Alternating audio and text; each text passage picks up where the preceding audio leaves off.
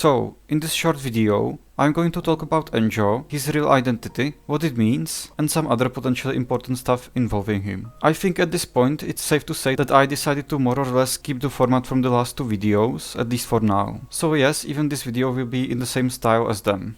In this one, I'll try to focus on everything we know about Enjou, especially the information we learned about him in the new world quest, called The Last Survivor of Tenochtitlan, and his connection to the Lavawalker. This video will obviously contain some spoilers, but it will mostly involve artifact lore and war quests, since that's where Enjou is present the most.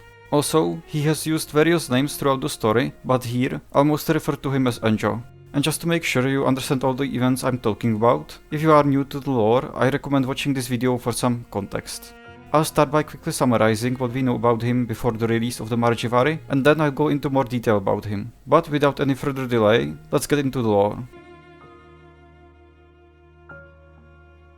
So, we first met Enjou in Enkanomia, where he claimed that he's a researcher who was sent here to guide us through the trial concerning a ritual we are tasked with. He himself said that this name, Enjou, means above the depth, and later it was revealed that Enjou is most likely not his real name. Instead, he often chooses a name based on the place he is currently in. Even now, we don't know his true name.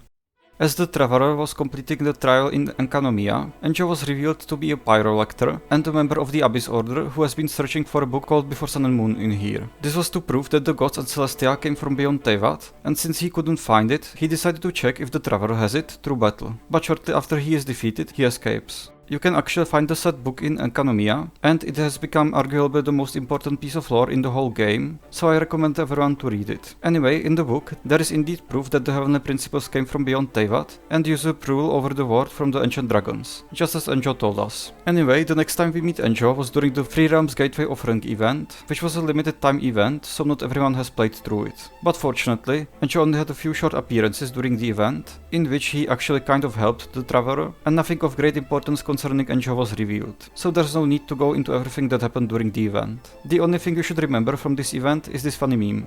So, they thought you had betrayed them? I mean, I totally did betray them. But then, we met Enjou much later, and that was in Natlan during Kinichi's story quest. He traveled there supposedly to learn more about Natlan's secrets, and mainly to investigate the truth behind the Mare Jivari. There he named himself Sanka, which means something like under the mountain. He was interested in stories of Natlan's tribes, and tried to learn more about their legends. He spied on Ahau and Kinich, and was eventually caught by them. Instead of arresting him though, they decided to make a deal. The deal involved Enjou helping Kinich by summoning a rift, in return for letting Enjou conduct his research. During their negotiations, Kinich discovered that Enjou was looking into the history behind the Mare Jivari, and later, as Enjou summoned the rift, he met with the traveler, and upon recognizing him, he basically just said hello and then escaped.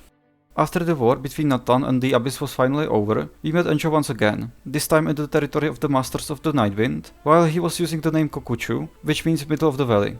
There he befriended a young man called Lila and helped him get into a deep trance, by which he tried to get some information on the Mare Jivari through him. But this backfired on Lila, as he was innately insensitive to spirits and wasn't able to properly use any spells from the Master of the Nightwind. The traveler together with Citlali and Ororon had to help Lila get out of this state, and while doing so, they discovered many things connected to the Mare Jivari, including a map of the Mare Jivari and relics left behind by a hero of the Masters of the Nightwind, Sanhash Kompore.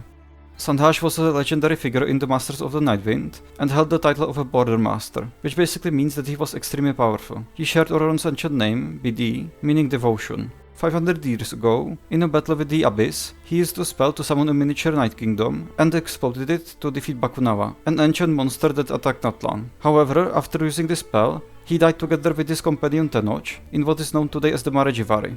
Now the traveler at Citlali found his ritual weapon, called Calamity of Eshu, and a relic left by him. Anyway, after helping Lila get out of the trance, Citlali tried to catch Enjou, but he managed to escape once again.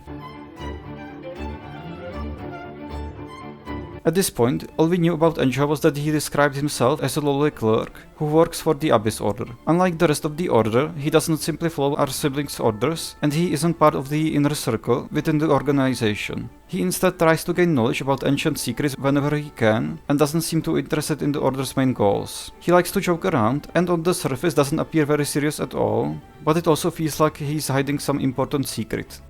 After our encounter with Enjou in the Masters of the Nightwind's territory, Enjou arrived on Tenoch Citok, where he befriended an actor called Papar and got him drunk so he could dress up in his costume. The traveler randomly ran into him in his disguise, as he was saying some things that, while connected to the past events of Tenoch Citok, seemed bizarre and random to the traveler nonetheless. Considering his weird behavior overall, the traveler decided to investigate things. Eventually, Citlali came to our help, and together we determined that it was Enjou's doing all along.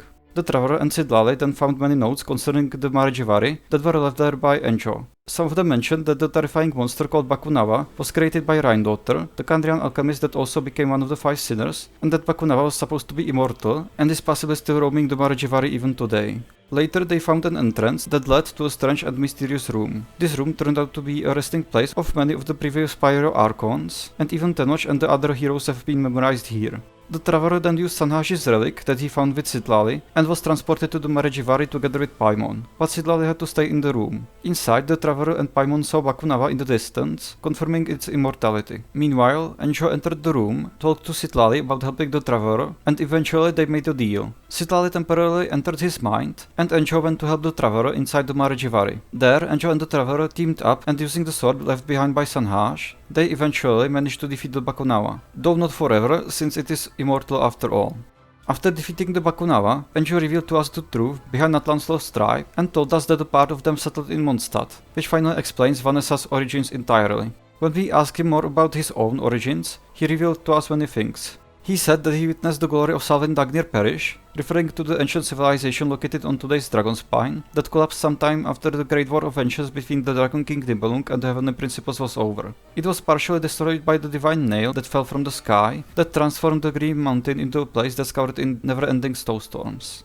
He witnessed the Sun Children dancing in the White Night, meaning the era of Enkanomiya before Orobashi, the serpent god, became their new deity. This happened even before the Archon War, and the Sun Children were something like puppet rulers selected to rule over Enkanomiya. Their rule is closely associated with cruelty, as that is how many records describe the era of their rule. Enjou beheld the magnificence of Gurabat, submerged in the Sea of Sand, referring to the fall of Gurabat. This was an ancient civilization in the desert of Sumeru, where King Deshret established his rule. It was eventually destroyed thanks to the use of abyssal power and internal struggles. Enjou continued by saying that he touched the vessels of flesh and blood in the Moshir ceremonial site, which is a place in Surmi Island deeply connected to the previous civilization that existed here in the distant past. At this place, a civilization, worshipping the Thunderbird Kapatsir, made human sacrifices for the Thunderbird. Ru, from an important war quest on Surmi Island, was one of these sacrifices. Enjou even touched the broken colossi of Remuria, which were originally the transformed bodies of the people of Remuria. The god King Remus, who ruled over Remuria, once made immortal bodies for his people, so that they may survive any catastrophe, but they were still eventually sunk beneath the waves, which is the origin of these broken colossi. He brushed his fingers across the soiled colors of the murals in the Vukupkakwix Tower, which is a place in Ochkanatlan. It's a place that's closely connected to the ancient dragons that once resided there, and there are murals on the walls depicting what is supposedly the Dragon King Nibelung and the 3 moons that he rose from the earth. He knows how Mondstadt's old aristocracy was overthrown, which happened after the death of the Caribbean, the god of storms. After the Caribbean's Mondstadt fell, Barbatos became the Anemo Archon, but he didn't really intervene with Mondstadt at all. So the aristocracy took control over Mondstadt, and they were very oppressive. Eventually, a gladiator known as Vanessa rose and started a rebellion, in which Barbatos assisted her, and together they overthrew the old aristocracy. He knows how the people of Liyue began the Great Migration of the Guili Assembly, which was a civilization in Liyue established by the gods Morax and Guizhong. But after Guizhong's death in the Archon War, this civilization fell and Morax established a new civilization that became known as Liyue Harbor. He knows how the loyalists of Orobashi fought against the disciples of Narukami, which happened during the serpent god's Orobashi's invasion on Yashiori Island that was ruled by the Raiden shogun, also called Narukami. He even knows how the people of Tenoch Citok perished in battle and how the Muratans, Natlan's lost tribe, left for a distant land, which refers to the tribe that eventually split, and a part of them perished in what later became known as the Mare Jivari, while the other part decided to travel all the way to Mondstadt. Vanessa was one of them. But he says that none of these places in his memories truly belong to him, probably meaning that while he somehow witnessed all of these places, none of them can be considered his home. He even confirms that he doesn't think of the Abyss Order as his home, and considering the age of the events in his memories, he probably cannot be Khaenri'ah.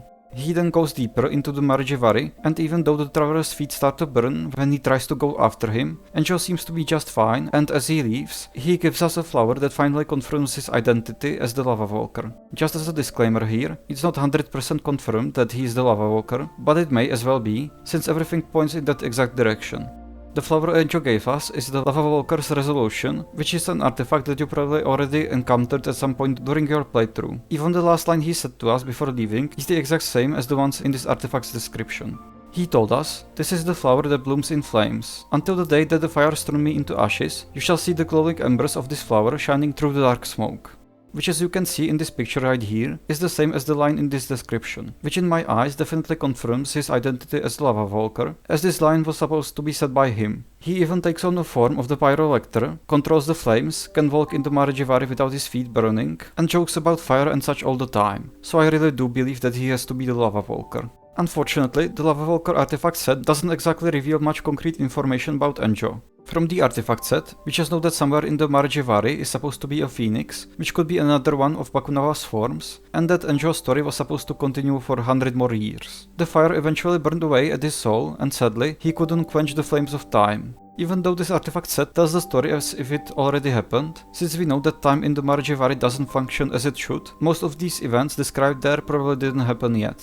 In the artifact set, he is described as a sage, and it's really hard to say how old Enjou actually is and what his true identity and origins. Aside from being the Lavawalker, he witnessed so many things that he is older than most living beings in Teyvat at this point, and since he witnessed the fall of Sunlit Nagnir, he should be at least around 6000 years old.